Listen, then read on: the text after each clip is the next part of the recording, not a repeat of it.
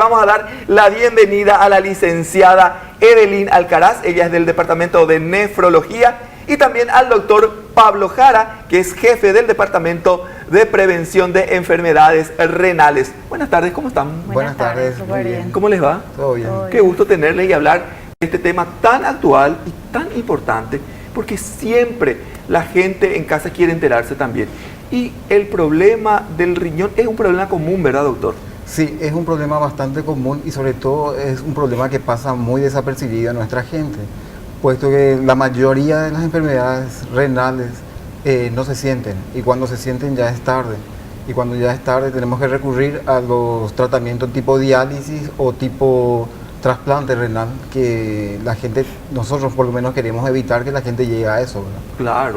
Evelyn, ¿y cuál sería así de repente para dar un tipo de alarma a la gente? Porque en casa está la señora, el señor, los jóvenes están viendo este programa y de repente, como dicen ustedes, no es tan visible, pero algún síntoma primerito que pueden tener como un tipo de alarma, ¿cuál sería? El dolor lumbar en la zona del riñón, también cuando tienen infecciones urinarias, de repente dolor al orinar. También los pacientes que tienen diabetes, presión alta, que son pacientes que tienen tendencia a desarrollar enfermedad renal con el tiempo. Tienen que cuidarse. Tienen que y cuidarse. tienen que ver de repente a cualquier pequeña molestia, Sí. Ya hay que recurrir al profesional. Así mismo. Sí. Doctor, ¿cuáles serían las causas? ¿Qué es lo que provoca lo que enferma a nuestros riñones? Hay muchas causas, ¿verdad? Están las causas determinadas, condiciones genéticas que uno nace ya predispuesto o malformaciones que de niño van teniendo. Y hay otras causas del tipo inmunológicas. Hay muchas ahora, por ejemplo en Paraguay se están diagnosticando con mayor frecuencia las llamadas enfermedades tipo lupus, que son las enfermedades inmunológicas. ¿Qué son las enfermedades inmunológicas? Cuando el propio cuerpo se ataca a sí mismo, ¿verdad? Y produce una destrucción del riñón. Eso sería el lupus. Después, lo más frecuente aquí en Paraguay, la causa más frecuente de problemas renales es la diabetes, ¿verdad? ¿Y cuál sería la causa? La mala alimentación, ¿verdad? Sabemos que en Paraguay hay aproximadamente un 50% de personas que van entre obesas o con sobrepeso, ¿verdad? Y eso finalmente termina en diabetes. Otra causa frecuente es la piedra en los riñones. Vivimos en un clima caluroso, ¿verdad? Y tomamos muy poca agua. Eso englobando la mayoría de las más frecuentes causas de problemas renales, ¿verdad? ¿Qué se puede hacer para prevenir tener este tipo de problemas? Algunas recomendaciones generales para la buena salud y por supuesto para evitar llegar a estas circunstancias en las que, como decís, cuando te duele o sentís ya un dolor un poco más intenso, ya es porque está mal tu situación. ¿Qué podemos hacer para evitar? No automedicarse, porque los medicamentos antiinflamatorios no esteroides, que son el diclofenac y ibuprofeno, que la gente toma con frecuencia por cualquier tipo de dolor, son medicamentos que si es que se llega a tomar muchas cantidades en el año también destruye el riñón, porque es nefrotóxico, dañan el riñón. Tomar como mínimo de 2,5 litros a 3 litros de agua por día. Cuesta eso, licenciada. Sí, ¿Cómo cuesta. cuesta tomar tanta agua? ¿Cómo hay que dosificar? Ahí quisiera recalcar nomás. Viste que nosotros tenemos la costumbre de tomar el tereré, ¿verdad? Sí. Está bien, tomemos el tereré, pero el problema son los remedios de yuyo que se le adhieren al tereré. Y muchos de esos remedios, por ejemplo, cola de caballo, son diuréticos. Y en vez de mejorarnos, hidratarnos, nos deshidratan, o sea, perdemos más líquido. Y eso le puede empeorar al riñón. Ya que estamos después en eso de los enfermarte, ¿no? remedios yuyos, por ejemplo, ¿cómo no manejamos? Y vos te vayas, me gusta el sabor, dame tal, y mezclas 3 luego que está todo mal tu mezcla. ¿Cuáles nos recomiendan entonces que no nos deshidraten, que podemos tomar porque es rico el remedio yuyo y la gente está muy acostumbrada a consumir? Y bueno, a la yuyera primero hay que preguntarle cuáles son los remedios para el riñón, ¿verdad? Y generalmente esos remedios para el riñón, como les dije, cola de caballo, son diuréticos.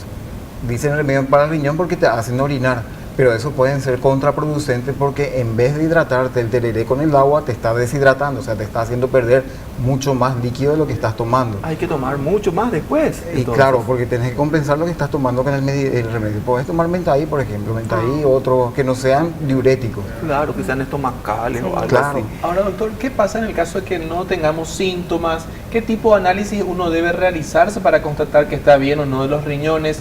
Y en caso que obviamente se encuentre, ¿cuáles serían los factores a tener en cuenta para cuidar qué parte del organismo, precisamente, por ejemplo, el colesterol, la diabetes, qué ¿Qué precisamente que hay que regular para tratar de evitar caer en problemas en los riñones? Ya. Bueno, ahí entra en nuestra área, ¿verdad? Que justamente el Ministerio a partir del 2010 creó este departamento que es de prevención renal, que actualmente está instalado en el Instituto Nacional de Nefrología, que está sobre el Lombardo. Ahí hay un consultorio de prevención renal, puesto, como yo les dije al principio, la mayoría de las enfermedades son silentes. Sí. Entonces nosotros promocionamos o promovemos que la gente en general se vaya a consultar, porque hay enfermedades enfermedades renales que jamás te vas a enterar si es que vos no te haces un análisis de orina.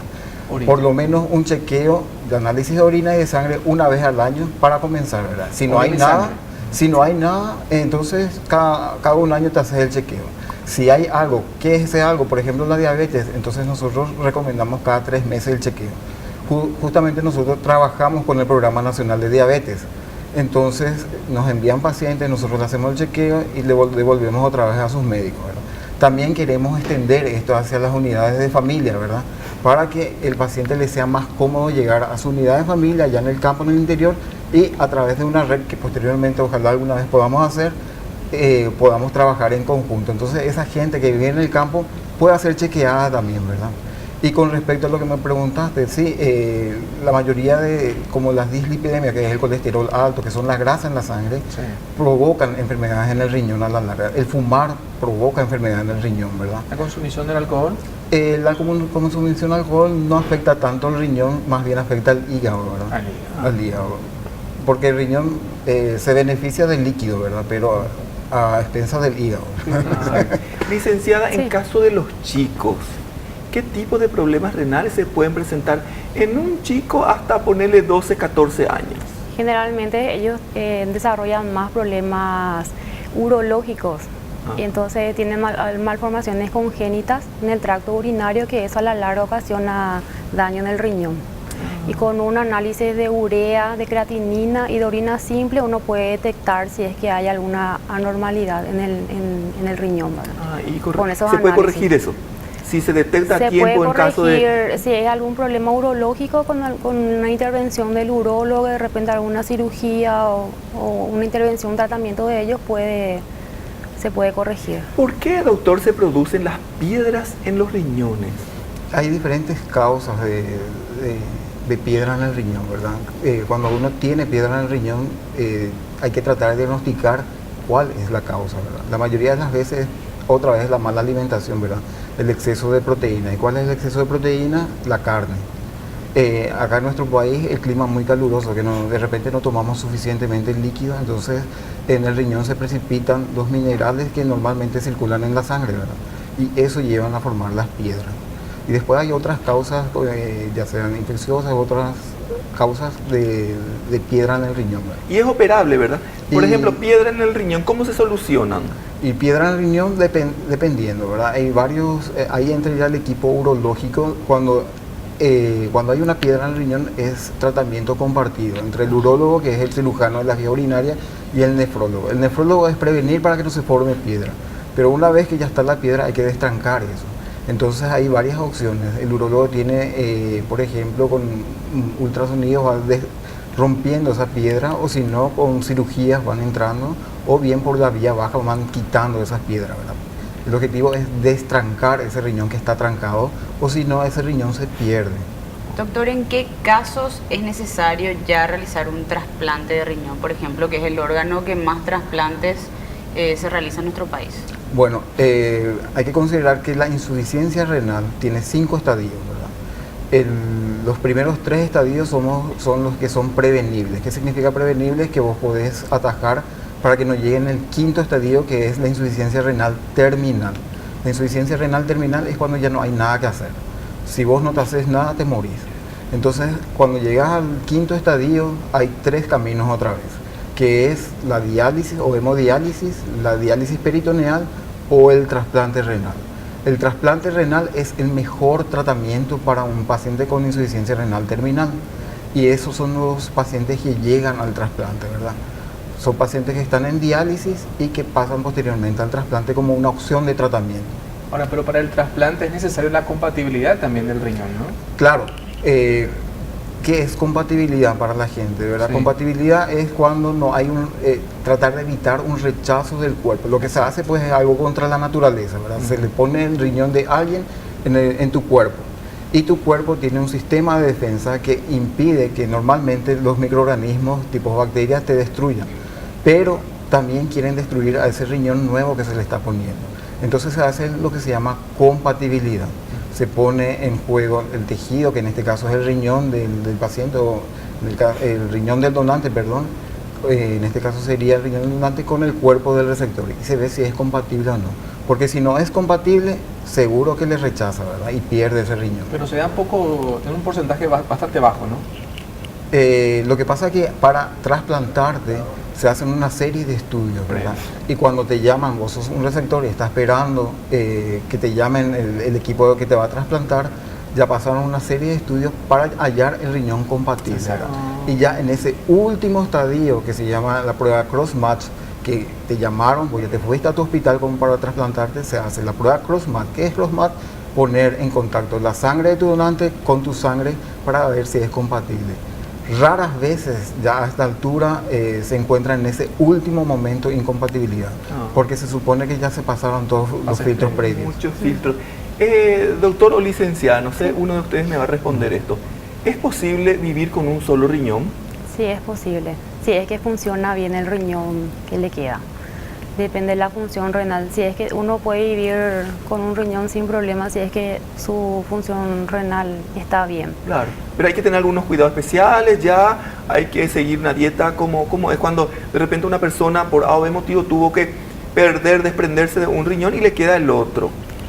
Sí, debe llevar una alimentación balanceada, evitar el consumo de grasa, evitar consumir mucha sal, también evitar consumir muchas comidas chatarras, embutidos, fiambres, cosas fritas, llevar una alimentación saludable y también realizar caminatas, hacer ejercicios físicos, por lo menos media hora al día.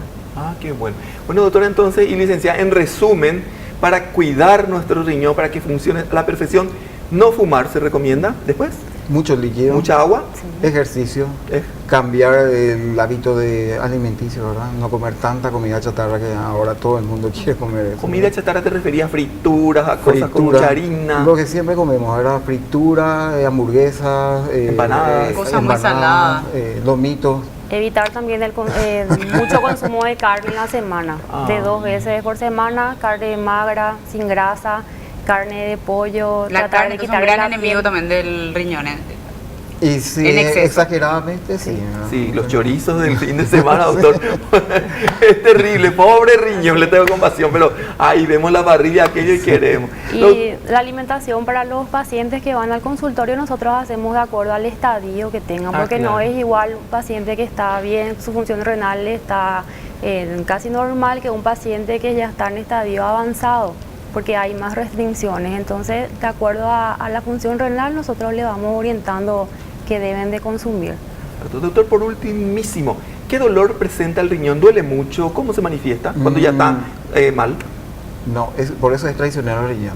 Solamente duele en 2 oportunidades, ¿verdad? Cuando tenés piedra es un dolor tan intenso que le comparan con el dolor de parto, ¿verdad? Jamás te vas a olvidar de ese dolor. Y cuando hay una infección. Pero las otras enfermedades que destruyen el riñón no producen dolor.